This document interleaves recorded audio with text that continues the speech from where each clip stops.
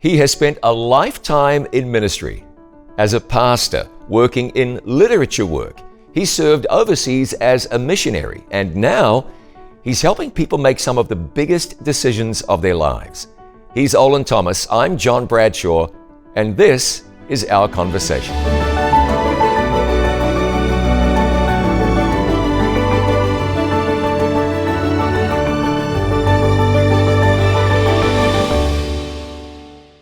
Olin, thanks so much for joining me. Privileged to be here, Pastor Bradshaw. A lifetime of ministry. So let's talk about your background. Before we get into the ministry part, let's talk about the lifetime part. Where you're from, what's your family background? Well, I was born literally in a house at home. All right. In the middle part of Michigan, up near Midland, Michigan. I was the 8th of 10 children. My next older brother, unfortunately, died in a farm accident soon after I was born. But as you can see, I was among the younger children, and so the older ones were starting to need Christian education. And my father really believed in the importance of Christian education. This is a man with 9 children. With 9 children. Christian education isn't cheap, but he was committed to getting your kids into church school. So I'm going to assume, and I think rightly so, that church school was a very significant part of your Christian experience, your character development, and directing you towards ministry. Your dad was committed. How in the world did he do it? He was committed enough to actually pick up and make a physical move to be nearer a Christian educational institution that he felt could at least get us through college. And so that's really where I grew up, was near that educational institution. But we also had a 40-some acre farm. We, of course, were 9 children, 2 parents, so 11 mouths to feed. And so there was lots of food needed. And he believed in good health principles and good eating. And so he would buy rice and wheat and honey and apple juice and apples and all these things. And my dad was an entrepreneur. And so he said, well, why not sell some of it? And so we had a business selling what was called then health foods, a health food store, as you'd call it today. But a lot of the natural products and fresh fruits and vegetables, and that's really where I grew up, was in this business. So how far back does your family go in the church? I don't really know, but both of my parents were Seventh-day Adventist Christians. Some of their siblings were also, some of them, of course, were not.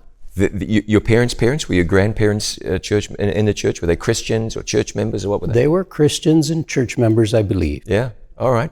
So you had this sort of in your genes, but what we know is that there's no such thing as a genetic Christian. Everybody must be born again. So what was your school experience like, and how did that start to form you in your relationship with God?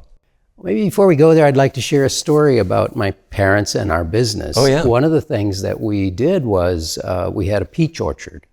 This is in southwest Michigan near the lake, where you have some moderation that's why peaches and fruit grow well there. We had a peach orchard. Well, these were peaches of a type called Fair Haven. Wonderful peaches if they're picked ripe. And so for a Sabbath keeper, that was a challenge, because sometimes they'd get ready on Thursday or Friday and you had several acres of peaches. And how do you deal with the Sabbath? And so I remember growing up how we would be picking peaches Thursday, Friday, bringing in all the help we could find, because we had a truck waiting, somebody that wanted to buy them.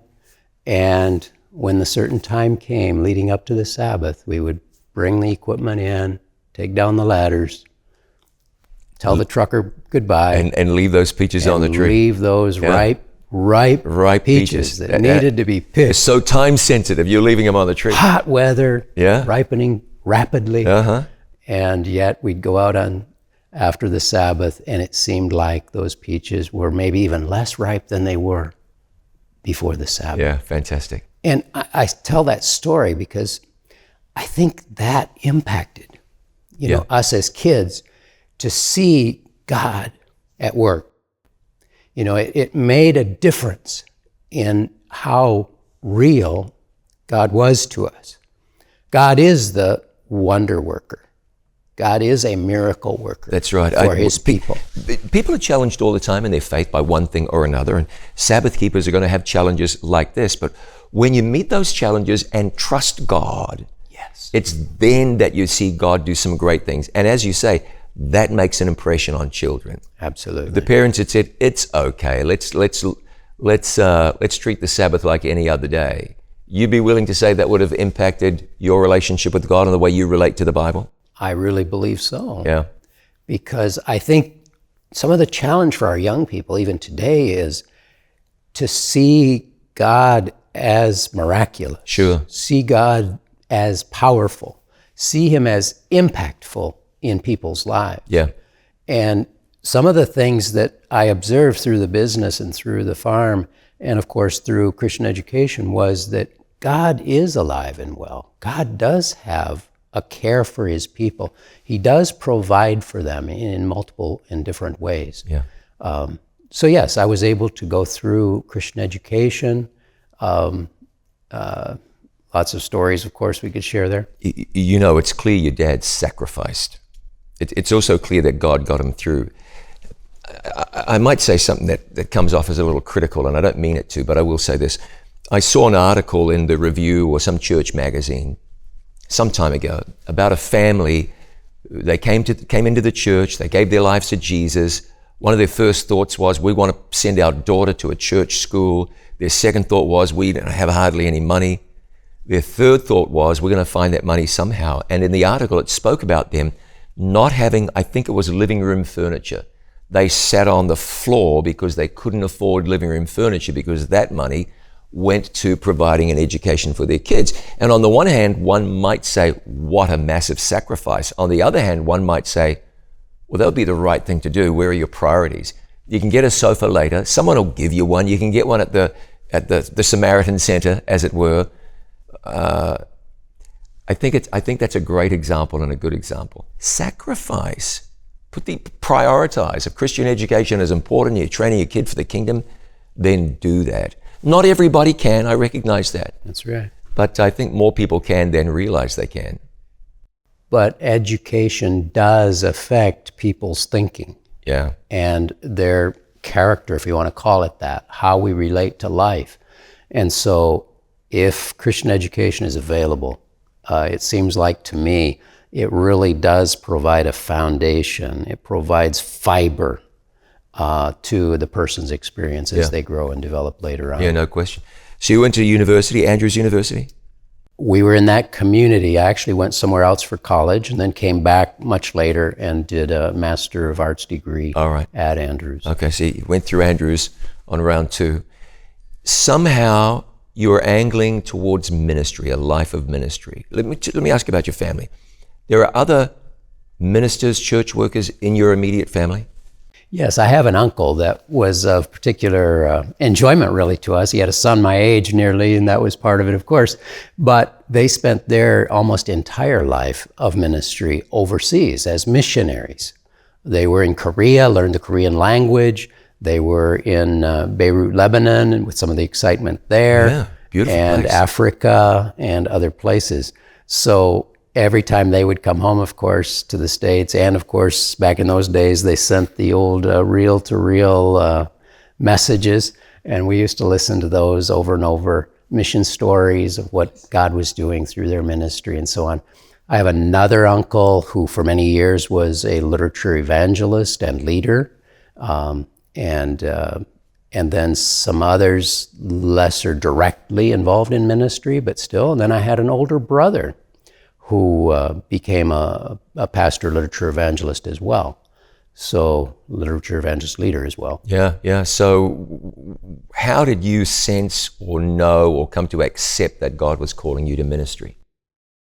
Well, as a child, and we were 9 children, we had lots of books and we read lots of mission stories.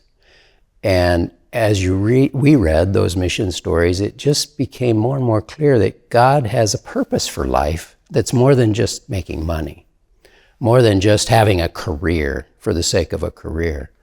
And so I always, in my mind, as a young person coming along, I just always knew I was destined to work for God. Not necessarily to be a pastor, but that God would have a mission for me, a ministry for me, whatever that would mean. And I really wanted to find that ministry, whatever path specifically He would lead me in. So you made a decision, I'm going to go and study to become a pastor. Is that how that went? Actually not. I came through what we know as the literature evangelism So you began ministry. in literature work. I started in literature ministry at 17 years of age. Okay, well, let's talk about that. Now, not everybody understands the literature evangelism, but that's a gospel minister who shares and sells Christian books, message-filled books, books of hope, books about Christ, Bible-oriented books. That's a way of sharing Jesus. It's a very powerful ministry. God bless our literature evangelists that do fantastic work. So, how did you wind up in the LE work? Well, my older brother was a literature evangelist leader. And so my junior year in the academy, he came around and said, hey, why don't you come and work with me and a team of young people that I'm developing. And so I went and did that. Actually, my sister came as well, who was 2 years younger than me, and another more distant family member, and then, of course, some other young people. So we had a whole carload. And at that time, what the literature we were doing was health education, and just small little, almost like magazines. They were literally $1 a piece. And if we could sell 40 of those or distribute 40 of those and get $1 a piece, we were pretty happy. Yeah. And yet we would give out other literature, more Bible-oriented specifically.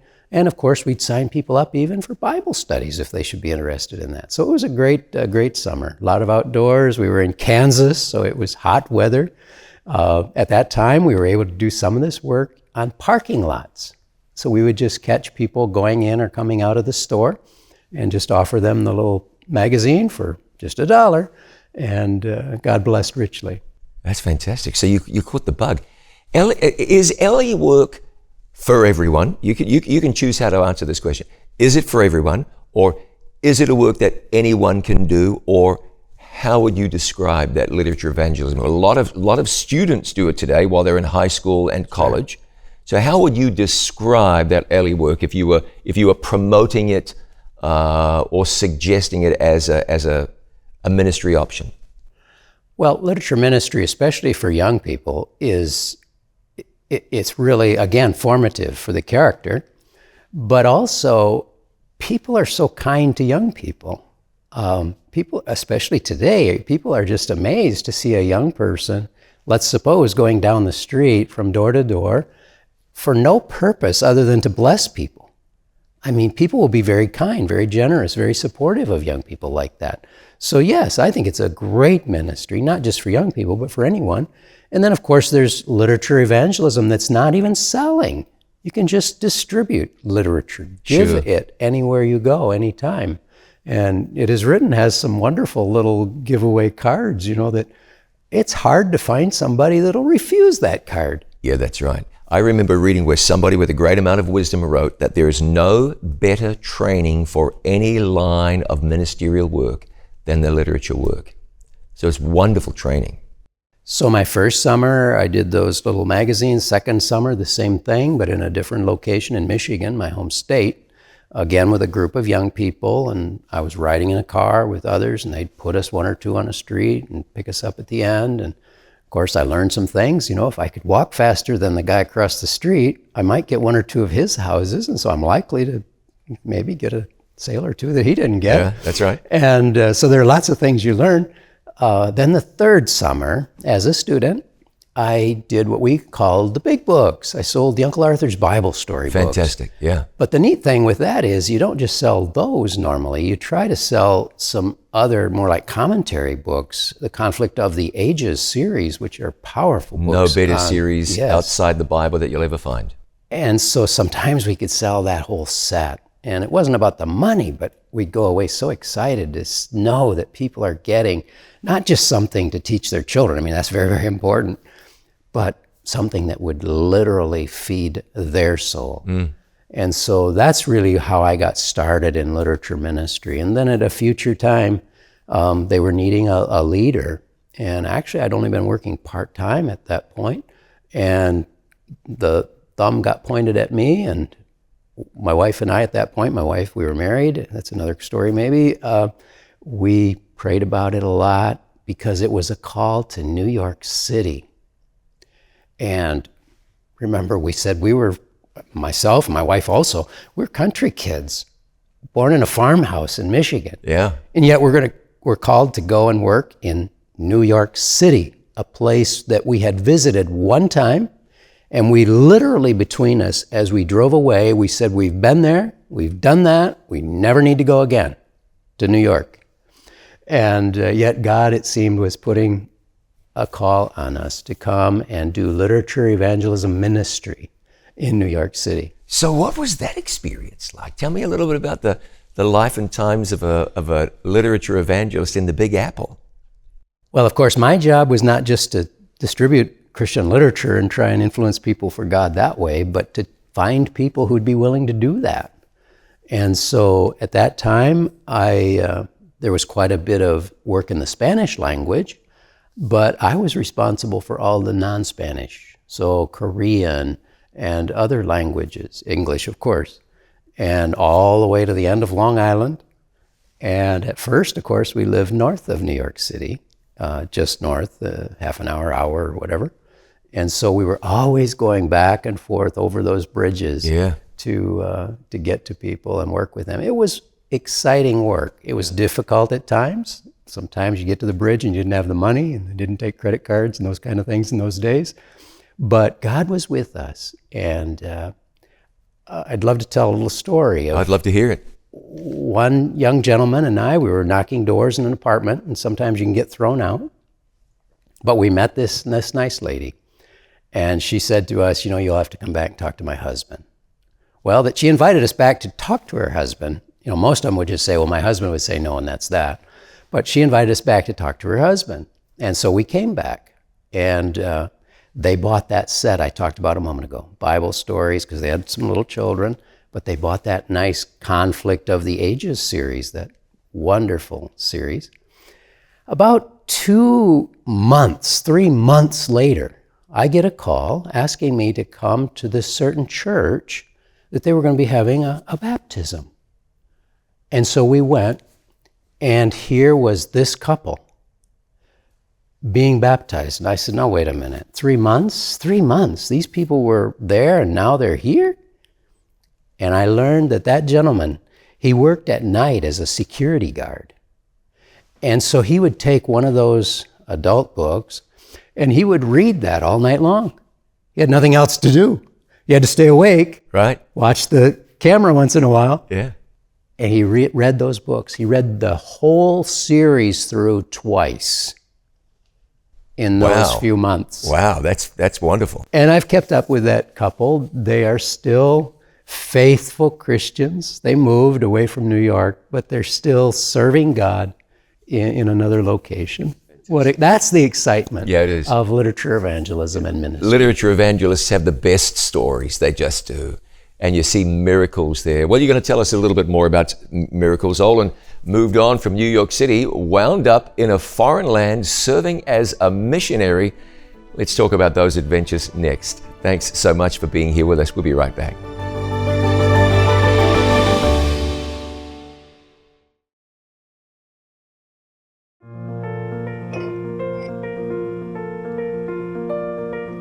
What does the Bible say about astrology?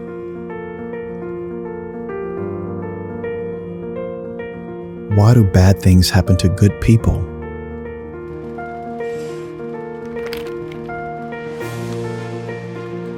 What color is Jesus? If you have a question, we'd love to find an answer for you from the Bible. Line Upon Line from It Is Written TV.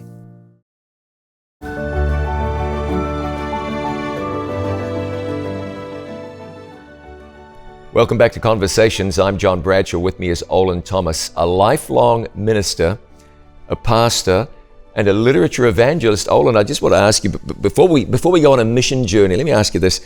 LE work, it's a fun work, it's a challenging work. You're working with people, which means it can be challenging, but always a blessing. In LE work, you tend to learn a lot about people and gain insights into the human mind and experience, don't you? Like no other work. Absolutely, because people will tell you things they hardly tell anyone.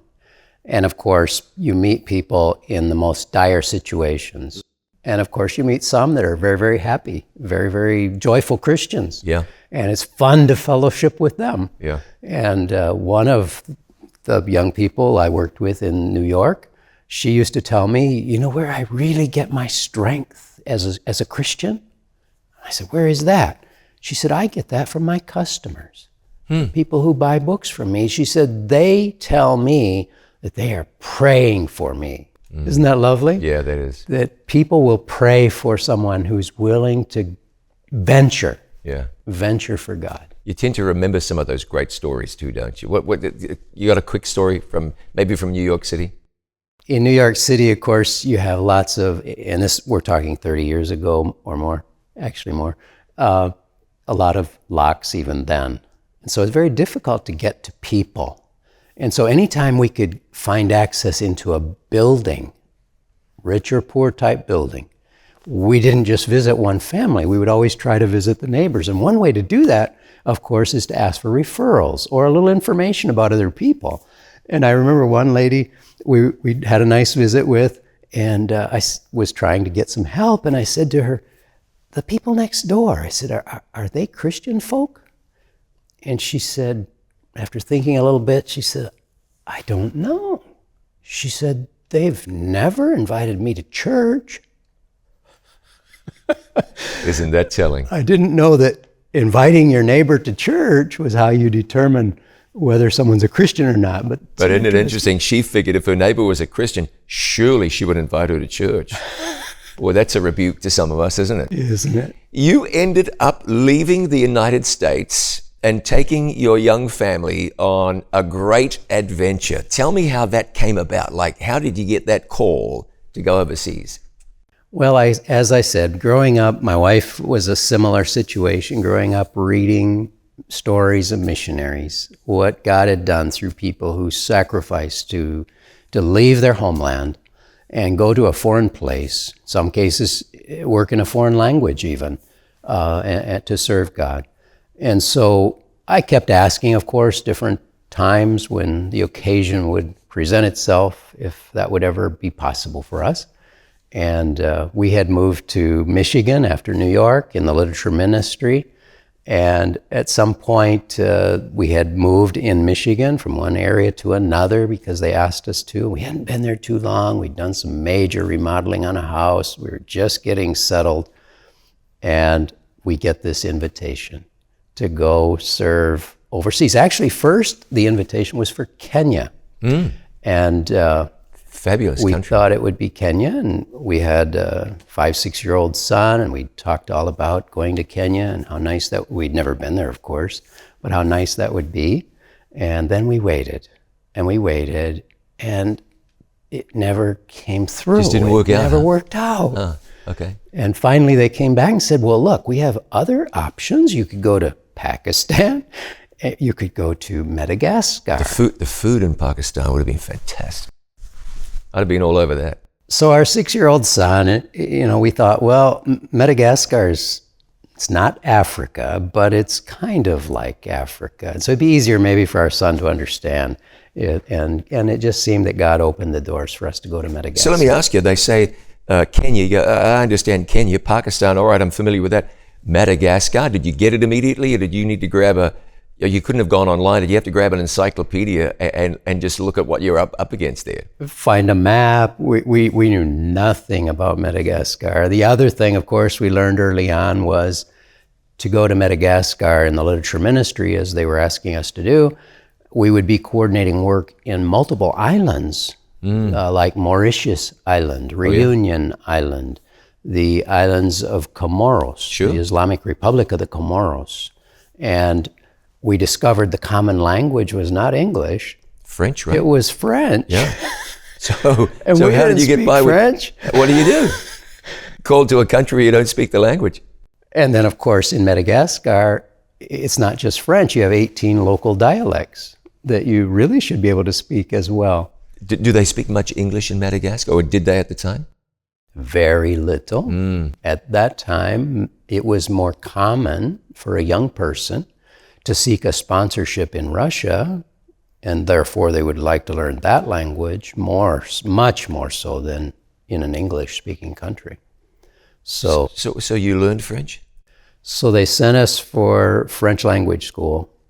Fortunately, they sent us to a school that was being taught by a missionary, a returned missionary. Oh, yeah. And so a lot of our school was mission stories. Sure. How God works with people Fantastic. who trust him in the mission field. So where was the language school? Was it here in the States? Wouldn't that have been nice? Well, maybe they sent you to France or somewhere to learn French. Where'd you go? They did send us to France. Well, I think that would have been nice. They sent us to Cologne. Oh, fantastic. Right there at the end of the below the mountain. Yeah, right next to Switzerland, near Geneva. So, well, we had 2 children at this point, and a little girl who we adopted just before leaving the States. As soon as we could get her passport, we were on our way to France. And after being there about 7 months, I said, I've had about all I can do of this. And so we went on to Madagascar. What was waiting for you? What did you find when you arrived at Madagascar? Your first thought was, this is not Michigan. But what was waiting there to greet you? Well, actually, we were more surprised by what we found in France, as far as culture, if you want to say, or standard of living, or ways of living, I should say, not really standard of living. For example, the kitchen stove, we had LP gas for cooking, Sure. but the gas tank sat right beside the stove. Now, that was not allowed in this country. No. The gas tank had to be somewhere outside and certain, Yeah, for good reason. tubing, and yes, for good reason. But that was very common, and And that's in France you talk about, in Cologne. in France, yes. Really, even just 30 or so years ago. So we asked some people from Madagascar in France. We said, we will need a vehicle in Madagascar. So we were encouraged to buy one and then have it shipped down from Europe rather than buying it locally because of the cost and whatever. So we asked the locals if we bought a car, would that be sufficient? And they said, well, the roads are bad in Madagascar at that time, but yeah, that'd be fine. When we got to Madagascar, we found that you really, really had to have a 4-wheel drive vehicle to be able to move around much, which was required, in my view, for my work, because Right. how do I encourage people or help people unless I'm on site with them? And so later on, we were able to get a 4-wheel drive. Fortunately, there was a house waiting for us when we arrived in Madagascar. There was actually a station, a group of missionaries there. An interesting thing about our mission service there was that we were among the early non-European missionaries. There was another gentleman that had come from the United States there, who arrived just months or a year maybe before us. And then there was a humanitarian leader that was there who was also from the United States. But we were the first American missionaries to serve with the church group we were with in Madagascar. So that was an interesting thing. And our philosophy, our way of empowering people was kind of different sometimes than what some of the other cultures had brought. What was the mood, the environment like us in terms of church growth and evangelism? What did you walk into? Was the church active? Were people joining the church? Were people coming to Christ? And if they were, what were they coming from? First, we have to say that the climate in Madagascar at that time, it was still a socialist government and extreme poverty. They said that from the best information I could get, it was among the 10 poorest countries of the world. I don't know how you rate poverty, comparing very little or almost nothing to almost nothing. So that's where we start. But yes, the gospel was going like rapidly. you could have a meeting and people would come and listen and learn and grow. And the churches, however, could be the most simple. Someone would have, what we would call here maybe a carport, some little lean-to next to their house, just a simple tin roof. And that would become a sanctuary. And it was wonderful because they had a place where they could meet. And then they could take the children maybe in the living room or some other place and have some Sabbath school time, some Bible study time, and sing some songs, do some activities. And the adults had a little place where they could meet. And they would have meetings, and many of them would be preached by local people, of course. And literature evangelists would go out and talk to people and show them Christian literature. People would come. And the church was really in a growth period at that time. Being as it was a socialist country, what were the leading or the religions there? Was it mainly Christianity, or did you have traditional religions? What were you up against there as a gospel minister? That's a very good question. The traditional religion was very traditional and very ingrained. We're talking about magic. We're talking about what we would call from this side of the world witchcraft, ancestor worship, very real and very difficult for the local people to get away from. At the same time, I don't know what the percentages would be, perhaps a half or more of the people were probably still in that type of religious worship. But the Catholic Church was very well established. The Pentecostal community was growing quite rapidly at that time. And the Adventist Church was fairly strong in the country at that time. We had about 20,000 members in Madagascar when we went there in early 90s. And something must have happened in Mauritius. I'm imagining the church was or became very strong because you meet Adventists from Mauritius everywhere. So somehow they must have done something down there to draw people to Christ, because Mauritians have made a very strong contribution to church work around the world. And I don't really know the answer to that, but it's true.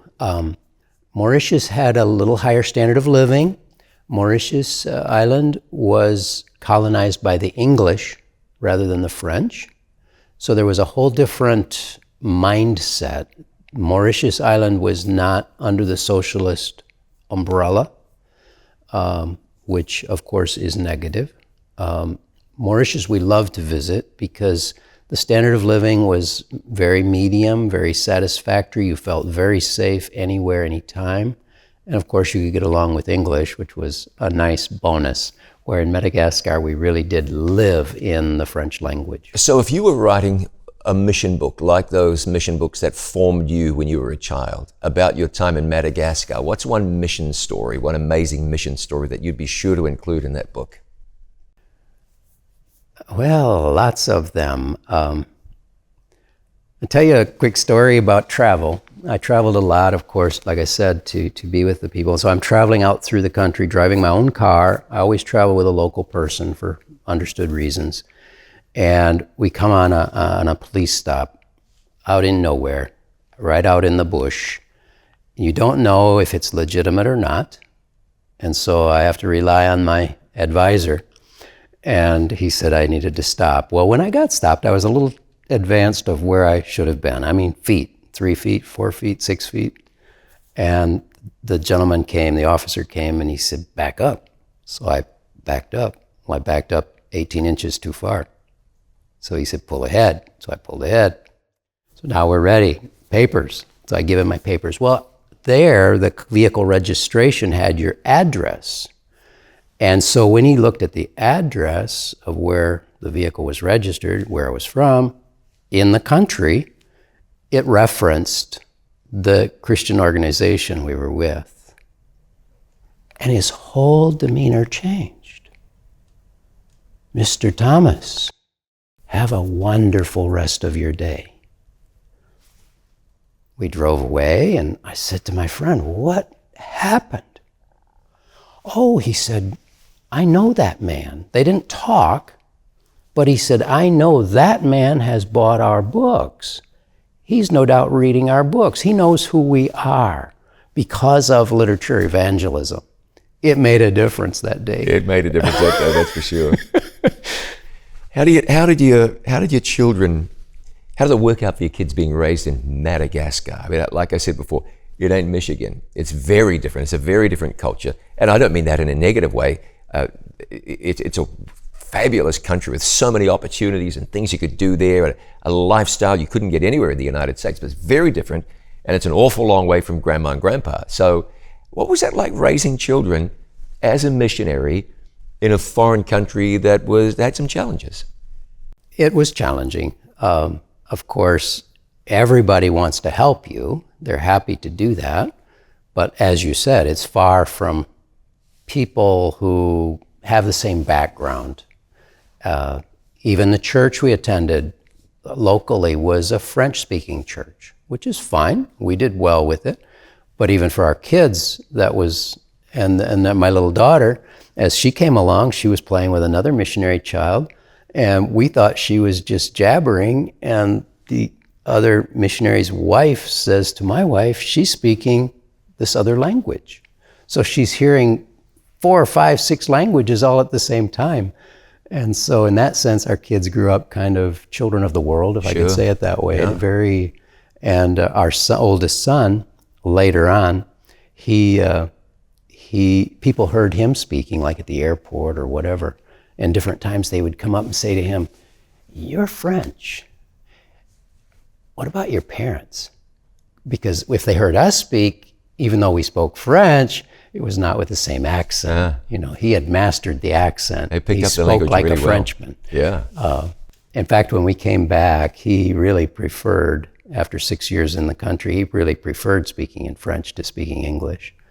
And I'd gotten not very far from that myself. So the decision to come home, easy, challenging? I expect when your time is up and it's relatively straightforward.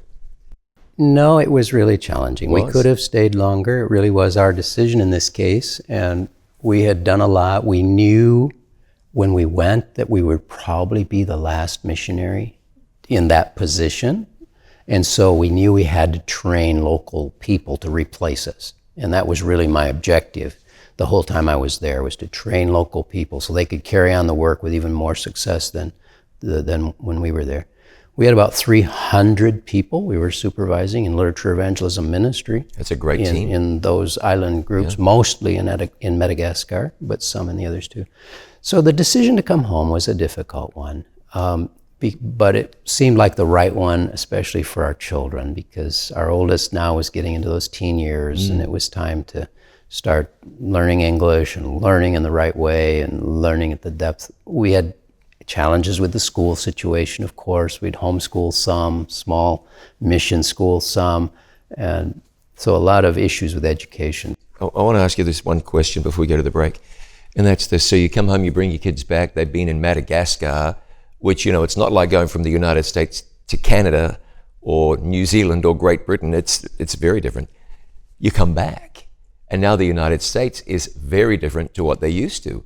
Were there challenges settling back into the American way of life for the kids, or did they just, and I mean for the family, or did it work just like that? No, that was probably, if you want to talk about mission work, that's probably the harder adjustment, harder than the other way. When you go out, you're excited, you know you've got to adapt, you know you've got to learn, you know you've got to change, you've got to think in different ways. But you think coming home, you're just coming home. And like you said, you get home and you find it's not home anymore. It's 6, 7, 8 years difference. In our case, it was 7 years.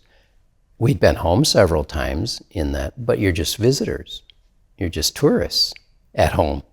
For each time you come, you have no place to live. You just visit family and travel from place to place and preach and, you know, share what God is doing and try to raise money to help grow missions that way, which was something we always had to do, to take equipment, bicycles, little motorbikes, so people could get around quicker and do their work more efficiently.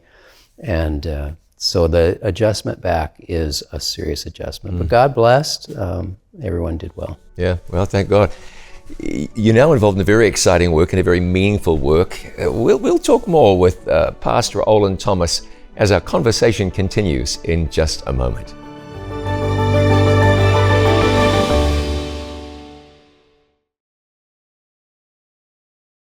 More and more people are watching It Is Written TV.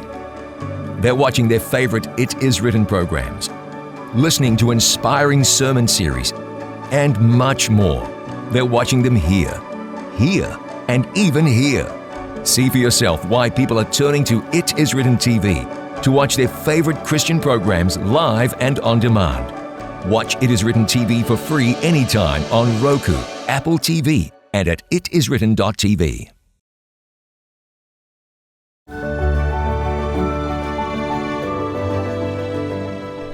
Welcome back to Conversations. My guest is Pastor Olin Thomas. And speaking of the pastor part, Olin, you had been in Madagascar working in literature work 7 years with your wife and your children. You relocate back to the United States, which is a culture shock. And then you land in pastoral work. Tell me about that. Yes, when we returned, the literature evangelism ministry had changed somewhat. And of course, now I had actually 3 children. By the time we returned from Madagascar, we had a blessing of a third child while we were there during that period of time. And on return, they asked me to take up pastoral duties. And so we did that and served God in that way. It was a real adjustment. I'll tell you one little story about adjustment. So I was assigned to this church, and we did the Thanksgiving food basket program, which is a wonderful thing. So we collected the food, got the young people involved. It was a great thing for the church, of course. And then the lady in charge separated the food out for each family group. You know, this one gets more because they have more children. This one gets less because it's a smaller family. And then she said to me, and this is, of course, about 2000, a little before, she says to me, "Now I will go and call them, and they will come and get their..." And I'm thinking in Madagascar terms. Number one, you wouldn't call them. They would have no phone. Number two, they'd have no vehicle, no way to come and get that.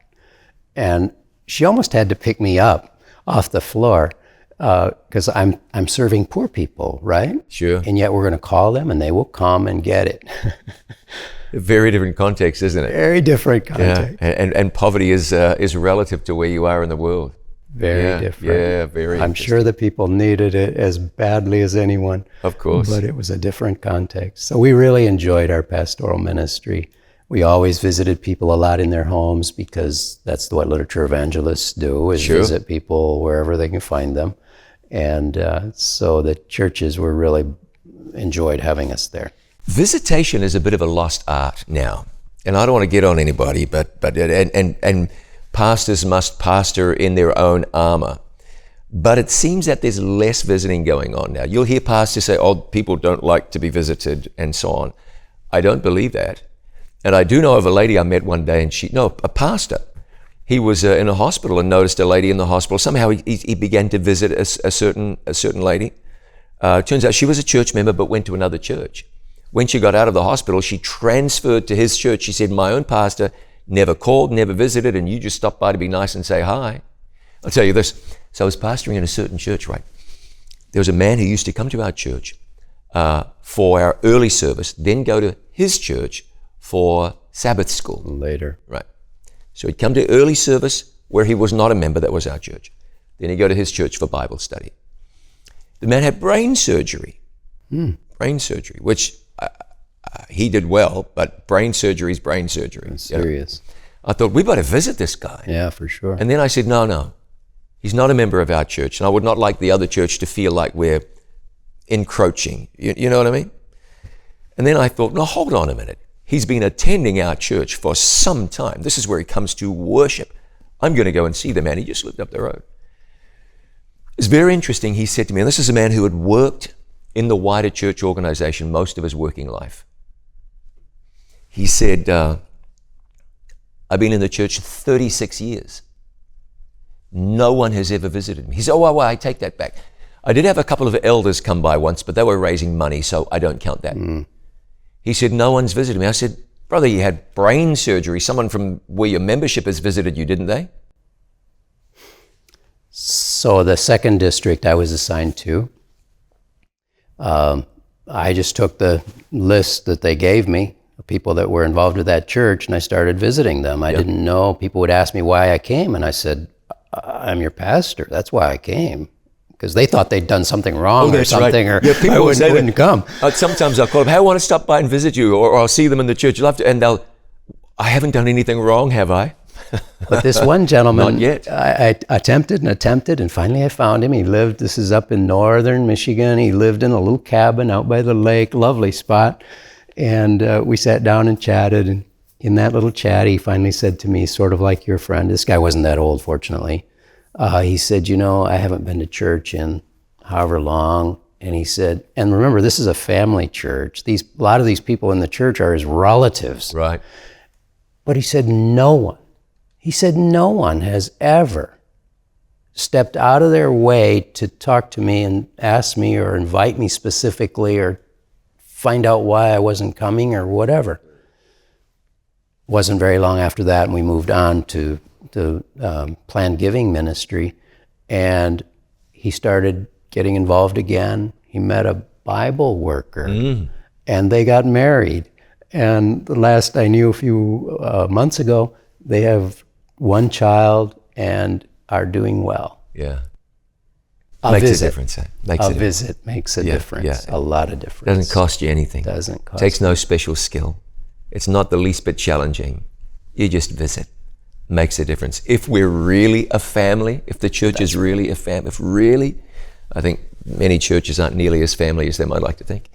You mentioned you moved on to planned giving work. Now, explain to me what planned giving is. And I must disclose Olin Thomas is the director of planned giving at It Is Written. But let's talk about planned giving and the philosophy behind it. What is it? Well, all of us know that we will not live forever. We hate to admit that, but we all know that. It's true.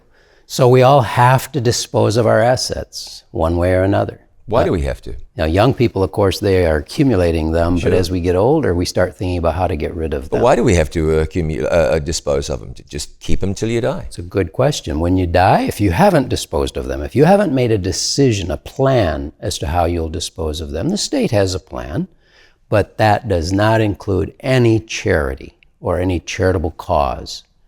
So if you wanted anything to go to anyone but your direct family, whatever the law calls direct family, you have to make that plan. It just makes sense that you decide what happens to what you've earned and not the state. Absolutely. The chances of the state doing just what you want are zero. And most of us as Christians, we believe that God should have part of that. It all belongs to him. All of it. Every bit belongs to him. Yeah. And so at our passing, often our children are grown, well established, often in their careers, assuming we're older, of course. For the younger people, they can still make a plan that through their estate that will reserve the money, put the money in a special trust fund so that their kids can be taken care of should that terrible catastrophe ever happen. So those are some of the things that planned giving does. Really, it's about stewardship, isn't it? So all about and the Bible speaks a lot about stewardship. Yeah. And why I believe this is so important, I think it's a deeply spiritual work. And I mentioned earlier, right now you're involved and your team is involved with helping people make some of the most significant decisions of their lives. So I'm going to die one day and I'm going to leave $1,000. What am I going to do with that $1,000? It could really do something for God. But most people, when they're facing end of life, they're not leaving $1,000. It's more like 100,000. Maybe they own a house. So that's anywhere between wherever you live, 150,000 to $1.5 million. $1.5 million. So typically we're talking $300,000, $400,000, $500,000, and then you've got retirement funds, 401ks, and trusts. And when you're looking at leaving the world, you've typically got a pile of resources. It's either a little pile or it could be a very big pile. What you do with that, that's significant. And Jesus seems to, in some of the parables and so on, he seems to be very clear that we should have things in order so that if something should happen to us, we can even while we're living, we can know that if that eventuality, that catastrophe ever happened, things will go as they should, that our family will be provided for if they should need that. Especially some of us have special needs children or grandchildren. And maybe we want to do something special for that special needs child or grandchild. And so there are ways that can be set up formally and legally so that we can know, even while we're enjoying our life, we can know that those individuals will be taken care of. The other one is education. We talked about that a moment ago. Education is very expensive. Grandparents can do something to help grandkids, or parents can help kids with Christian education through these types of funds and reserves. And then, of course, people can give immediately and still get income from it the rest of their life. Right, with annuities and so on. Annuities and charitable remainder trusts. There are ways they can get tremendous tax benefits while they live, and yet have income from it should they need that. I just read about one country where there is only one kind of bank account out of the many kind of bank accounts there are that keeps ahead of inflation. Because currently banks are paying you nothing. That's right. Your fixed deposit, what do you call those things? CDs, they pay nothing. That's right. Not anymore. Yet you can speak with somebody like you or do something charitable to support the work and receive an income much higher than your bank is able to give you. It just makes sense. And someone like you quoted earlier who seems to have a lot of wisdom says that we should be able to do that. Even if our funds aren't a lot, we don't have a huge reserve, we should be able to set that up so that we have the joy of knowing that at our passing, it'll go to charity if that's what we want, and yet we should be able to have income from it should we need it. I'll share this with you. I'm just of the conviction that it's my duty when I die and my assets are being disposed of to make sure I'm very supportive of God's work. I mean, where else am I going to give that money? No offense intended, but the other very good charities, let someone else help them, because my burden is for evangelism, mission, the church, God's work. Amen. I want to bounce this off you. I feel strongly about this. You may not. We'll see what others think. You get people who die and they leave $1 million to their son, $1 million to their daughter, $1 million to whatever, $400,000 to each of their 5 children. If your kids are 50 years old, they don't need $400,000. If your kid is lost, be the worst thing in the world to give that kid $1 million, or even I shouldn't say anything at all. But how do people wrestle with this? We all feel differently. How do people wrestle with this, and how do you make a spiritual decision? What should I leave to my kids? Very, very good question. Number one, we encourage people to really pray over those decisions. Yeah. Because in James, it says we lack wisdom, that God will give us wisdom. And so we try to encourage people to take time and really put this in prayer. Number one, of course, we're talking often about older people, but they should put their assets on the altar. Yeah. And say to God, if you need these assets now, why should I keep them? As long as I have food enough to eat and enough to pay the rent or the mortgage, whatever it is.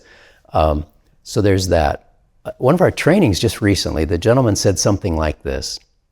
He said, never give your child so much that you deny them the pleasure of bringing home a paycheck. Oh, absolutely right. Yeah. I thought that is profound.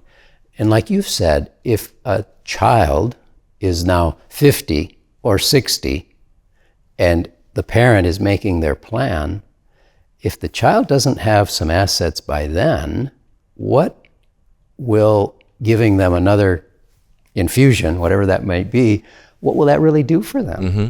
If they haven't learned to manage and take care of themselves by 50 or 60, when will they?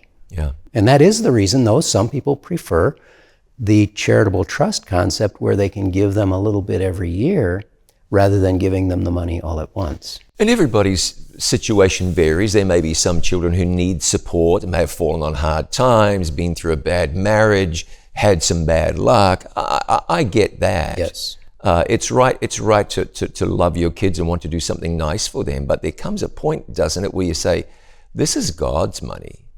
And I got to do something to grow the church and win souls and be faithful to God after everything God has done for me. Anyway, you and your team, you help people with those decisions, right? We do. Yeah. And so, like you said, we go into the home and we sit down with them and we discuss their situation. Every situation is different.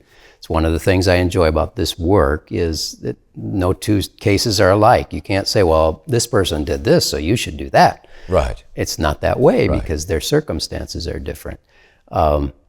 There are tax advantages to a lot of the things that people can do. We encourage people to do your giving while you're living so you can be knowing where it's going. Yeah. You know, you get the joy of knowing where it's going instead of, well, maybe. And then, of course, if you do it while you're well capable and able to give outright or to give, no one can challenge that. Where we all know that when you die, you've made a plan of what you would like to happen, but you have to trust somebody. When you're no longer here, somebody's going to make those decisions, and it may actually honor your wishes and it may not. Of course, usually it does, but somebody else is actually in control. Now, if you think your kids will be more generous to Christian work than you are, go right ahead, give it to them. But that's not usually the case. Usually, God has given us stewardship, and He asks us to be responsible, first to Him, then, of course, to our family as well. I found there are a lot of people who just love to give to God. Amen. They love to give to God. I'm going to say this, and I want you to correct me or moderate what I'm about to say. I find it with older people. There's just this deeply ingrained, it's God's, we give. I don't know about younger people, and I don't think we need to be worried about that because Sure. younger people don't have the disposable income, they haven't had the accumulation. So how do we instill in our young people a love for giving? I think it's very important we do. How do we do that? I don't know the answer other than model it. We showed them. And again, we can go back to my own father. Eventually, he sold that business. And over the years before he passed at 81 years of age, he basically gave it away to the work of God. And it was the right thing to do. It was wonderful. He modeled well what he believed. He put it all back into God's work. It wasn't huge, I'm sure, but it was significant. Yeah, significant is right. Olin, I feel like we're just scratching the surface. Maybe we need to talk again sometime. Thanks so much for It's been a pleasure. taking this time. I've really enjoyed it. Thank you. Thank you. And thank you for joining us. What a blessing. I hope you've been encouraged and inspired. Olin has given me, and I hope you, a lot to think about. He's Olin Thomas. I'm John Bradshaw. This has been Our Conversation.